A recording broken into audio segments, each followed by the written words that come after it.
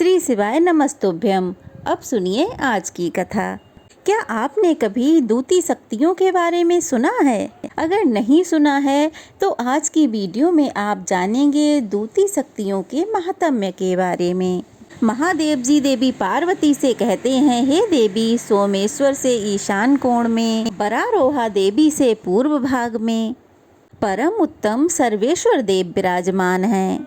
उनके समीप भक्ति पूर्वक जाकर मनुष्य अणिमा आदि सिद्धियां प्राप्त कर लेता है। सर्वेश्वर की स्थापना सिद्धों ने की है। जो मनुष्य भक्ति पूर्वक उनका पूजन करता है वह सभी पातकों से मुक्त होकर सिद्ध लोक में जाता है। काम, क्रोध, लोभ, मोह, माया, ईर्ष्या, दंभ, आलस्य, निद्रा, मोह, अहंकार ये सिद्धि में विघ्न डालने वाले दोष हैं। सिद्धेश्वर के पूजन से इन सभी दोषों का नाश हो जाता है। ऐसा जानकर प्रयत्न पूर्वक वहाँ की यात्रा करें। सिद्धेश्वर से पूर्व भाग में थोड़ी ही दूरी पर कपिलेश्वर लिंग प्रतिष्ठित है, जिसके दर्शन से सभी पापों का नाश हो जाता है। प्राचीन काल में कपिल नाम से प्रसिद्ध एक राजर्षि हुए हैं। उन्होंने वहाँ बड़ी भारी तपस्या करके उत्तम सिद्धि प्राप्त की और शिवलिंग की स्थापना करके मेरी समीपता पाई है। उस लिंग में मैं सब लोगों के हित के लिए सदा निवास करता हूँ।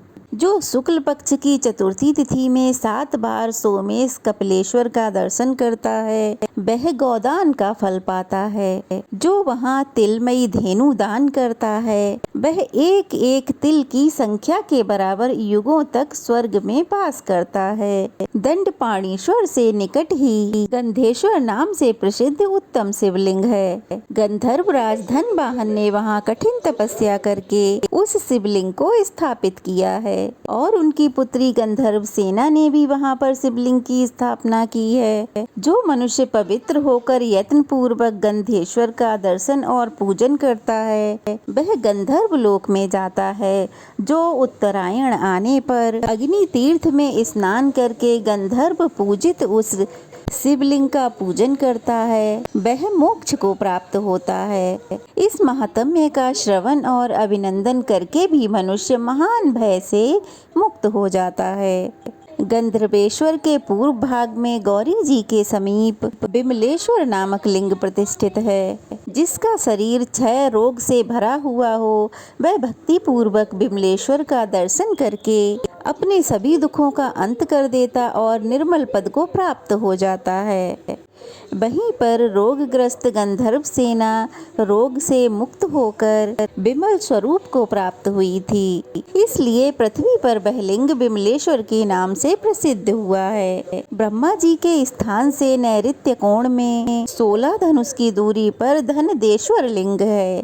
ये राहु लिंग से वायव्य कोण में स्थित है। कुबेर ने वहाँ बड़ी भारी तपस्या करके धनद का पद प्राप्त किया था। वे विधि पूर्वक भगवान शिव की पूजा और स्थापना करके अलकापुरी के स्वामी हुए हैं। जो मनुष्य विधि पूर्वक धनदेश्वर का दर्शन करके पंचोपचार विधि से उनकी पूजा करता है उनके कुल में कभी दरिद्रता का नाम भी नहीं सुना जाता। मेरी 3 शक्तियाँ हैं, इच्छा शक्ति, क्रिया शक्ति और ज्ञान शक्ति। पहले जो 14 और 5 शिवलिंग बताए गए हैं उनमें यथाशक्ति 4, 3 या फिर 1 की पूजा करके फिर पूर्वोक्त 3 शक्तियों का पूजन करना चाहिए। सोमेश्वर से ईशान कोण में जो बरारोहा देवी कही गई हैं वे चंद्रमा की अमा नामक कला हैं। वे ही भगवती उमा की भी कला मानी गई हैं। उन्हीं को मेरी इच्छा शक्ति जाननी चाहिए। बरारोहा देवी भूमंडल के सभी प्राणियों का हित करने के लिए प्रभास क्षेत्र में विराजमान हैं। सोमेश्वर से वायव्य कोण में 60 धनुष की दूरी पर क्रिया शक्ति रूपा श्री महादेवी स्थित हैं। वहीं योगिनी वंदित पीठ है। उसी स्थान पर पाताल को जाने वाला एक बहुत बड़ा विवर अर्थात गुफा है। पहले उन महादेवी का नाम भैरवी था। फिर इस वैवत्सव मनवंतर के 28वें चतुर्युग में राजा अजापाल के द्वारा आराधित होने के कारण वे अजापालेश्वरी नाम से विख्यात हुई हैं। जो मनुष्य लौकिक सुख भोग की इच्छा रखता है उसे गंध, धूप, अलंकार, वस्त्र तथा अन्य उपचारों द्वारा उन महादेवी का पूजन करना चाहिए। प्रभास क्षेत्र के मध्य भाग में दरिद्रता का विनाश करने वाली देवी श्री अजा देवी हैं, जिन्हें ज्ञान शक्ति माना गया है। उनका स्थान राहेश्वर से दक्षिण भाग में है। अघासुर के साथ जब मेरा भयंकर युद्ध चल रहा था, उस समय मेरे क्रोध से अजा नाम की देवी प्रकट हुईं। उनके साथ करोड़ों देवियां और भी थीं। वे सब सिंह पे सवार थीं। उनका रूप बड़ा ही सुंदर था। उन्होंने ढाल और तलवार लेकर बड़े बड़े दैत्यों का संहार किया। उनके भय से बहुत से दैत्य समुद्र की ओर भागे। देवी सिंहवाहिनी और उनके गणों ने उनका पीछा किया। वे दैत्य इधर उधर भागते हुए महासागर के समीप प्रभास क्षेत्र में जा पहुँचे।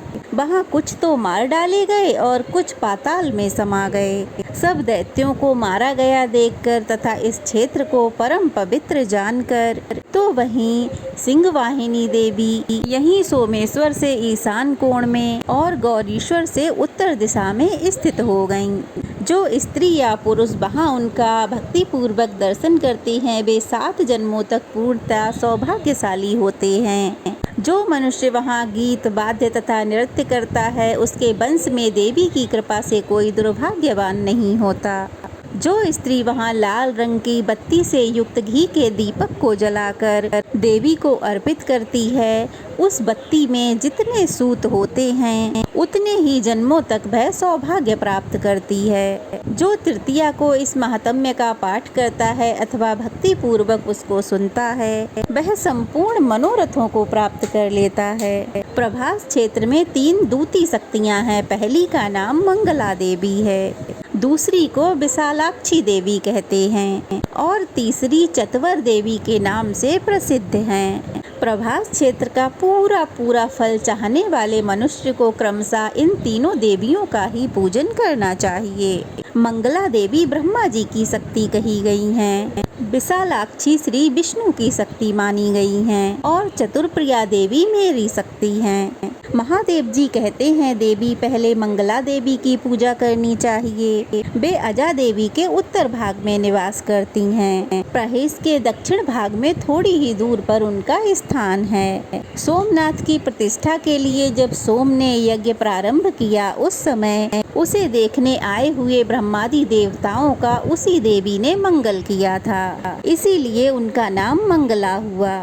जो नारी तृतीया को मंगला देवी की पूजा करेगी, उसके अमंगल पूरी तरह नष्ट हो जाएंगे। भगवान दैत्य सूदन से पूर्व भाग में वैष्णवी क्षेत्र दूती महादेवी विशालाक्षी हैं। योगेश्वरी से ईशान कोण में 100 धनुष की दूरी पर उनका स्थान है। जो लोग महान दुर्भाग्य की आग में जल रहे हैं, उनका दाह शांत करने के लिए, उनका दुर्भाग्य दूर करने के लिए विशालाक्षी देवी एक औषधि के समान हैं। चाक्षुष मनमंत्र में जब सभी दैत्य भगवान विष्णु की मार खाकर दक्षिण दिशा में भाग गए, उस समय उनको मारना दुष्कर जानकर भगवान विष्णु ने अत्यंत प्रभावशाली भैरव शक्ति महामाया का स्मरण किया। उनके स्मरण करते ही अत्यंत प्रकाशमयी महामाया वहां आ गईं। भगवान विष्णु के दर्शन से उनके नेत्र आनंद से खिल उठे। उन्होंने बड़ी बड़ी आंखें करके भगवान को देखा, इससे उनका नाम विशालाक्षी हो गया। इस कल्प में उन्हें ललित तोमा कहते हैं। जो माघ मास में तृतीया तिथि को विधि पूर्वक उनका पूजन करता है, उनके वंश में कोई भी संतानहीन नहीं रहता। जो मनुष्य भक्ति भाव से उनका दर्शन करता है, वह दीर्घ काल तक निरोगी और सौभाग्यशाली होता है।